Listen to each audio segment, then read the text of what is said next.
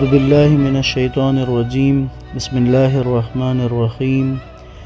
وبہ نستعین وہو خیر ناصر ومعین الحمد لأہلہ الصلاة والسلام علی اہلہا ولعنۃ اللہ علی اہلہا السلام علیک یا ابا عبداللہ وعلی الارواح التي حلت بفنائک علیک منی سلام اللہ ابدا ما بقیت وبقی اللیل والنہار ولا جعلہ اللہ آخر العہد منی لزیارتکم السلام علی الحسین وعلی علی بن الحسین وعلی اولاد الحسین وعلی اصحاب الحسین الذین بذلوا مہجہم دون الحسین علیہ السلام۔ السلام علیکم ورحمۃ اللہ وبرکاتہ۔ واقعہ کربلا سیریز کی 23ویں قسط، اور پچھلی قسط میں ہم نے محرم الحرام کی 3 تاریخ تک کو بیان کیا تھا کہ جس میں عمر سعد کا کربلا پہنچنا اور معاف کیجیے گا اور امام کی طرف ایک شخص کو بھیجا تھا جس نے آ کر عمر سعد کا پیغام امام کو دیا، اور امام کا پیغام سن کر دوبارہ وہ عمر سعد کے پاس گیا اور اس نے امام کا پیغام جب پہنچایا تو عمر سعد کو ایسا لگا کہ جیسے وہ اس سے بچ جائے گا کہ امام سے جنگ کرے، تو اس نے ابن زیاد کو خط لکھا۔ ابن زیاد کے لکھے ہوئے خط میں عمر سعد نے یہ تحریر کیا کہ امام حسین علیہ السلام کا یہ کہنا ہے کہ کوفہ کے لوگوں نے مجھے خط لکھ کر بلایا ہے، اب اگر وہ نہیں چاہتے ہیں تو میں یہاں سے واپس چلا جاتا ہوں۔ تو عمر سعد کا خط پڑھ کے ابن زیاد جو لعین ابن زیاد نے ایک شعر پڑھا کہ جس کا مطلب یہ تھا کہ یعنی اب امام حسین علیہ السلام جب ہمارے حصار میں آ چکے ہیں، ہمارے چنگل میں پھنس چکے ہیں، تو پھر بچنے کی امیدیں وابستہ کر لی ہیں، نعوذ باللہ۔ اور کہتا ہے ابن زیاد کہ مگر اب وقت فرار نہیں ہے۔ ابن زیاد نے عمر سعد کے نام خط لکھا جس میں اس نے یہ کہا کہ تمہارا خط مجھے ملا، اس کے مضمون سے مطلع ہوا حسین ابن علی سے کہو کہ وہ خود اور اس کے تمام یار و انصار یزید کی بیعت کر لیں، اگر وہ ایسا کرتے ہیں تو پھر ہم بعد میں اپنے نقطۂ نظر سے مطلع کریں گے۔ یہ جب خط ابن عمر سعد کے پاس پہنچا تو عمر سعد نے یہی کہا کہ ابن زیاد جو ہے وہ صلح نہیں چاہتا، وہ یہی جنگ ہی چاہتا ہے، کیونکہ ابن عمر سعد کو بھی پتا تھا کہ امام حسین علیہ السلام کبھی بھی یزید کی بیعت نہیں کریں گے۔ تو اب کربلا میں 1000 کا لشکر پہلے حر کے ساتھ تھا، اس کے بعد چند ہزار کا لشکر عمر سعد کے ساتھ پہنچا ہے۔ تو یہاں پر ایک جو موضوع بن رہا تھا کہ بعض لوگ یزید کے جیسے عمر سعد کے ساتھ آئے ہوئے تھے لوگ، لیکن فرار کر رہے تھے کہ امام حسین سے جنگ کرنی نہ پڑے۔ اب اسی وجہ سے پھر کوفہ میں ابن زیاد کی طرف سے ایک سختی ہوئی ہے، کچھ لوگوں کو قتل کر دیا گیا اور اس کو پھر پروپیگیٹ کیا گیا کہ اگر امام حسین سے جنگ کرنے نہیں جائیں گے تو قتل کر دیا جائے گا۔ تو بہت سارے لوگ تھے ہزاروں کی تعداد میں کہ جو امام سے جنگ کرنے کے لیے ابن زیاد کے بنائے ہوئے لشکروں کے ساتھ آ کر کربلا پہنچنے لگے۔ یہاں ضمناً میں یہ بات عرض کرنا چاہوں گا کہ خود شیعیان کوفہ جو ہیں، کوفہ کے شیعہ، میں نے پچھلے شروع کی آڈیو اس میں جب کوفہ کے بارے میں بات ہوئی تھی اس میں آپ کی خدمت میں عرض کیا تھا کہ شیعیان کوفہ سے مراد ایک تو وہی حقیقی معنوں میں جو شیعہ کوفہ جو علی کے شیعہ تھے ان کی بھی ایک تعداد تھی۔ تو یہ جو لشکر ابن زیاد کے طرف سے آ رہے تھے ان میں بعض حقیقی شیعہ بھی شامل ہو کر آتے تھے، لیکن ان کا مقصد بس کربلا پہنچنے تک ان لشکروں کے اندر رہنا۔ جو یہ کربلا پہنچتے تھے یہ موقع دیکھ کر ان لشکروں سے فرار ہو کر امام حسین علیہ السلام کے پاس مل جاتے تھے۔ یوں ایک تعداد ہے کہ جو اس انداز سے بھی امام تک جنہوں نے خود کو پہنچایا۔ ابن زیاد نے کوفہ سے کافی سارے لشکر بھیجے کچھ سرداروں کے ساتھ کہ جس میں حسین بن نمیر تھا، شمر ہے، شبس بن ربیع ہے، اسی طرح حجار بن ابجر ایک نام آتا ہے۔ تو یہ لوگ تھے کہ جن کے ساتھ ہزاروں کا لشکر وقتاً فوقتاً اس نے بھجوایا۔ 4 محرم کو بھی اسی طرح کوفہ سے آنے والے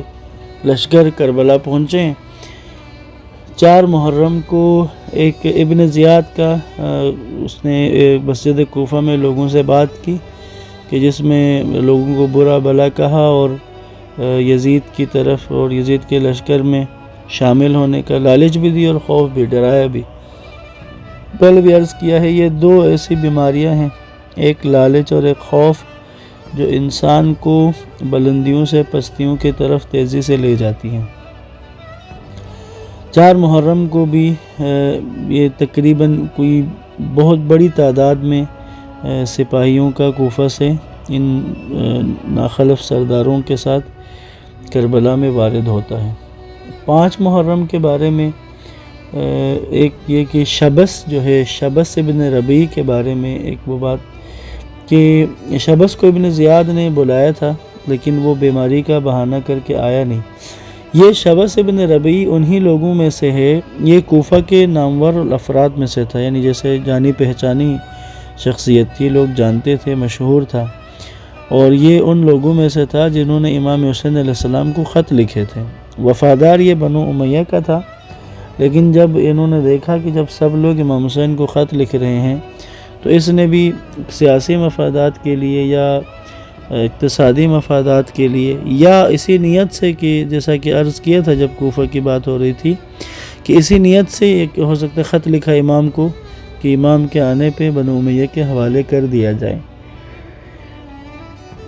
تو شبس ابن ربیع یہ وہ ہے کہ جس نے رسول خدا کا زمانہ دیکھا ہوا ہے، اور یہ آنے سے پس و پیش کر رہا تھا، لیکن ابن زیاد کے بلانے پہ یہ جب پہنچا تو اس نے پھر آمادہ ہو گیا کربلا آنے کے لیے، اور ایک بڑے لشکر کے ساتھ شبس ابن ربیع جو ہے وہ کربلا میں آ گیا۔ یہاں پر ایک تعداد کے بارے میں کچھ بات ضرور کروں گا کہ یزیدی لشکر کی تعداد کربلا میں کتنی تھی۔ عموماً ہم لوگ اشعار میں سنتے ہیں یا جو جیسے 9 لاکھ کا لشکر کی بات آتی ہے یا 1 لاکھ کا لشکر، اس پہ والی بات آتی ہے، تو ظاہر ہے کہ جب لاکھ اور 9 لاکھ اور اس طرح کے الفاظ کا استعمال، کثرت کے لیے بہت سارے الفاظ استعمال کیے جاتے ہیں، جیسے لاکھوں کہیں تو ایک کثرت کا معنی ذہن میں آتا ہے،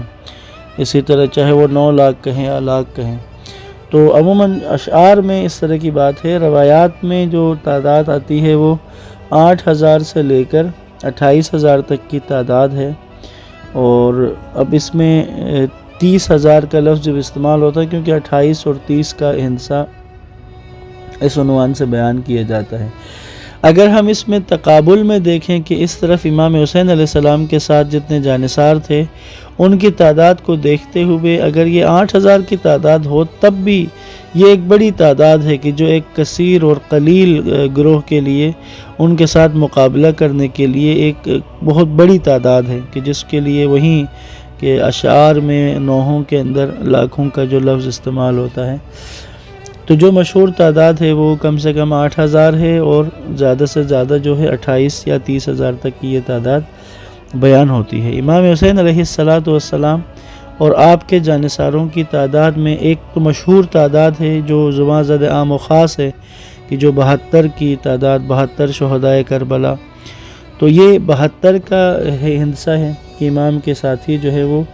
72 تھے۔ بعض روایات میں 127، 145، 170 اور 236 تک کی تعداد یہ بیان ہوتی ہے۔ یہاں پر جو میں اپنی ایک طالب علمانہ رائے بیان کرنا چاہوں گا وہ یہ کہ 72 کی جو تعداد ہے یہ یقیناً جو شہرت رکھتے تھے، یعنی ایسے اصحاب، ایسے افراد امام حسین علیہ السلام کے لشکر کے کہ جن کی شخصیت جانی پہچانی تھی یا جن کے جاننے والے زیادہ تھے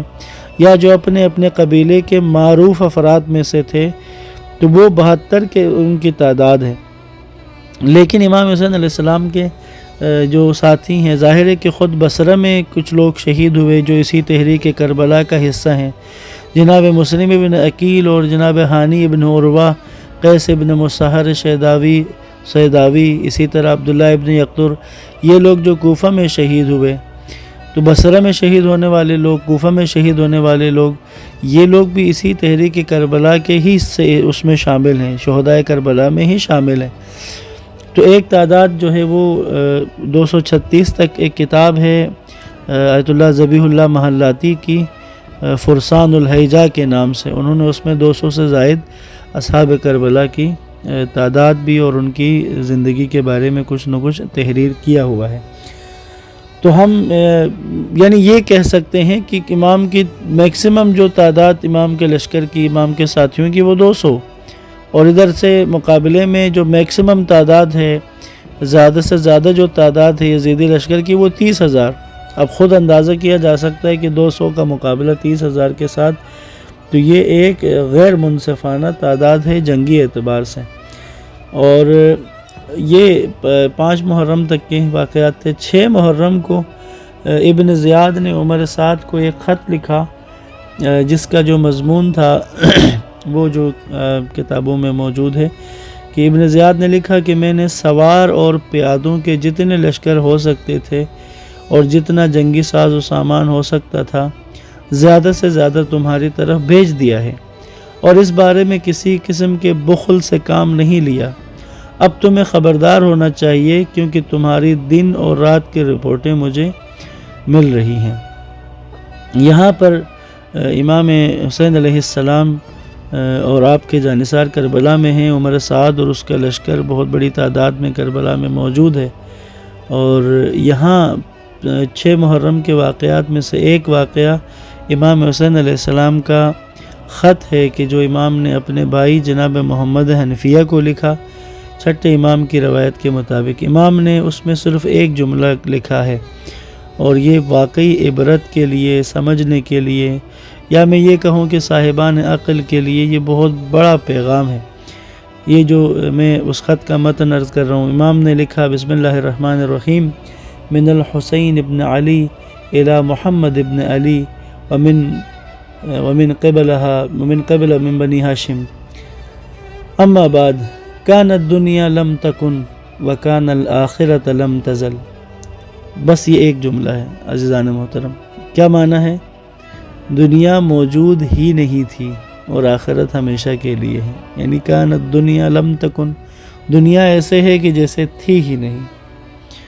وکان الآخرۃ لم تزل، اور آخرت ایسے ہے کہ جیسے ختم ہی نہیں ہونے والی۔ یعنی دنیا کی زندگی اس قدر مختصر ہے، یہ حیات دنیا اس قدر قلیل ہے، یہ حیات دنیا اس قدر، خود دنیا اس قدر پست ہے، اور اس کے دن، اس کی راتیں، اس کے سال، اس کے مہینے اس قدر تیزی سے گزر جاتے ہیں کہ انسان خود، ہم لوگ خود بھی سوچیں نا، کہ جیسے ابھی ایسا لگتا ہے، ہر شخص کو اپنی زندگی کے بارے میں ایسا لگتا ہے جیسے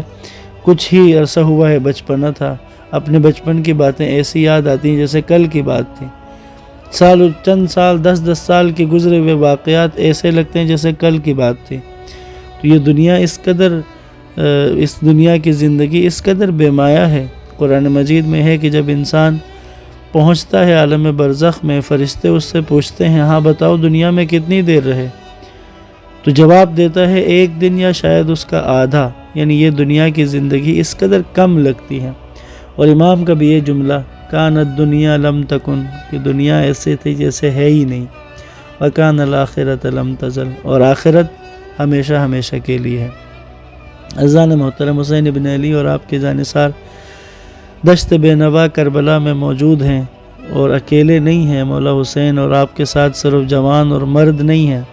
بلکہ مخدرات عصمت بھی ہیں، جناب زینب کبریٰ بھی ہیں، جناب ام کلثوم بھی ہیں، جناب ام رباب و سکینہ و فاطمہ بھی ہیں، اور ان مخدرات عصمت کے ساتھ موجود ہیں، اور سامنے ہزاروں کی تعداد میں لشکر آ چکا ہے۔ کیا منظر ہوگا، کیا بے چینی ہوگی، کیا کیفیات ہوں گی، لیکن سلام حسین ابن علی پر کہ اس قدر مشکلات اور اس قدر انتہائی ایک خوف کے عالم میں بھی حسین ابن علی ثابت قدم ہیں، اور یزید کے آگے سر نہیں جھکائیں گے۔ یہاں پر اپنی بات تمام کرتا ہوں۔ انشاءاللہ 6 محرم کا ایک آدھ اور واقعہ ہے جو کل کی گفتگو میں عرض کروں گا۔ والسلام علیکم ورحمۃ اللہ وبرکاتہ۔